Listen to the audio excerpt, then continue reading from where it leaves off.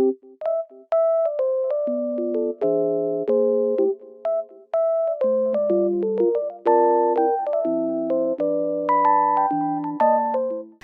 guys, it's Melanie, and today I've decided to buy myself a very exciting item, which would be this DJI RS3 Mini. So you guys might be wondering like why I bought this, and I guess it's cause I realized that the stabilization on my Sony isn't that great. If you could tell from some of my previous videos, yeah, it was a whole thing. So I decided to get this from Alan Photo at Sim Square. The stuff there was really nice. He actually pre-ordered this for me because it wasn't in stock, and I got it for $299, as you can see from the price tag. And I'm super excited to use it. I've never owned a gimbal before, but apparently this one is really highly recommended because it's like smaller than most gimbals and is also lightweight. Here. Unboxing time! Wow, so first off we have this quick start guide that will be pretty useful later to figure out how the gimbal actually works. And next we have the gimbal body itself. Let me just take that out real quick. Okay, so here is the gimbal. And you can see that there's a power button over here, as well as a wireless recording button. So this one actually links up to your camera. And this is a joystick that can control your camera with. Pretty excited to figure out how this works later. Not really sure what all these things do just yet, but we will figure that out. Next we have this that contains mostly the other accessories. Wow. Okay, so firstly we have the RS Mini tripod that attaches to the gimbal and helps you stabilize it. Really cool and honestly pretty useful. Next we have a quick release plate. Let me just get it out of the bag. Yep, and this will be the quick release plate, I think.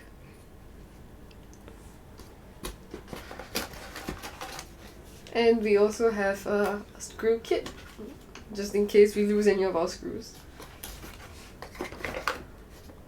Okay, and this is a USB-C charging cable and a L-shaped multi-camera control cable. Okay, so that's it for what's in the box. Now, time to figure out how this thing works. So first of all, I'm gonna go ahead and charge it because it needs power to operate. Let me see if it has any battery. It does! Okay, and you can even select the language that it's in. So I'm just gonna go ahead and select like English.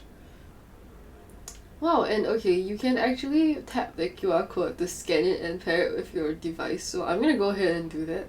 Okay, so this is really cool, but basically they have a DJI app that you can actually pair with your gimbal to use it with.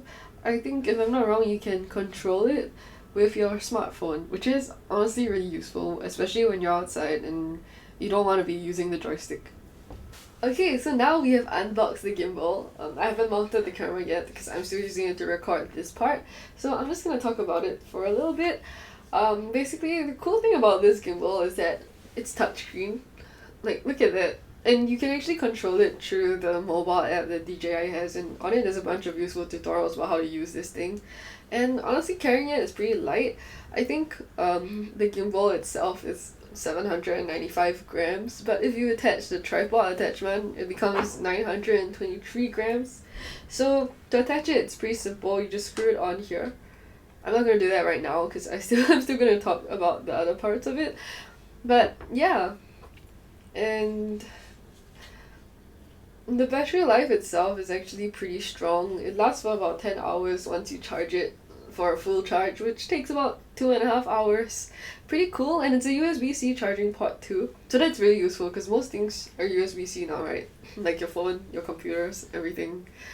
Yeah, and it can take about 0.4 to 2 kg, I think. So if your camera is super heavy, unfortunately you can't use it with this, but it does take most DSLRs, and I'm using my Sony, which is a ZV-1. So that's fine, it's small, so it won't be too heavy too. And other than that, another cool thing about this gimbal is that it actually uses Bluetooth, and you can record here on your camera. So it pairs with your camera and you don't actually have to like reach around to press the record button on your camera. And it can also do vertical shooting, which is useful because, I mean, if you do social media content nowadays, it's all in portrait mode. I mean, most cameras record naturally in landscape mode, but this gimbal actually has a function that lets you switch the camera.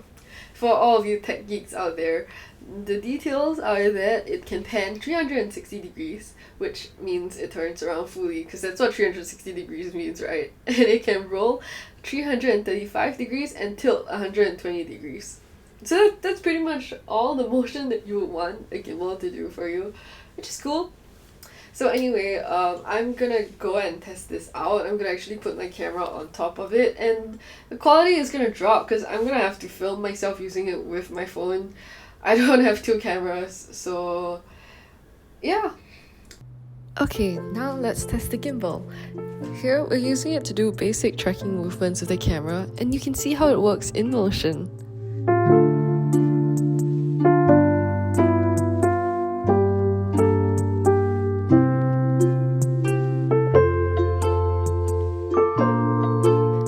Movements to go up, down, left, and right are pretty smooth, and once you're done, you can press the record button to start recording.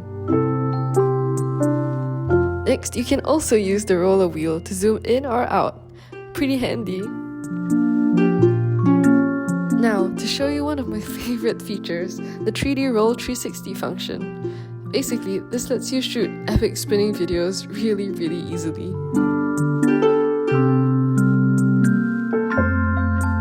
To put the DJI RS3 Mini to the test, we've decided to put footage taken with the gimbal and without the gimbal side by side so that you can see for yourself how much of a difference it makes.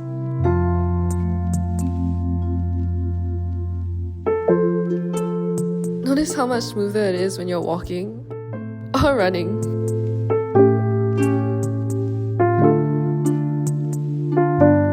Alright, so that's the end of this video. I hope you liked the gimbal unboxing and trial test.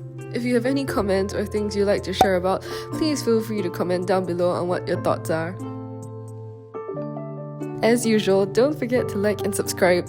And with that, I'll catch you in the next video. Bye!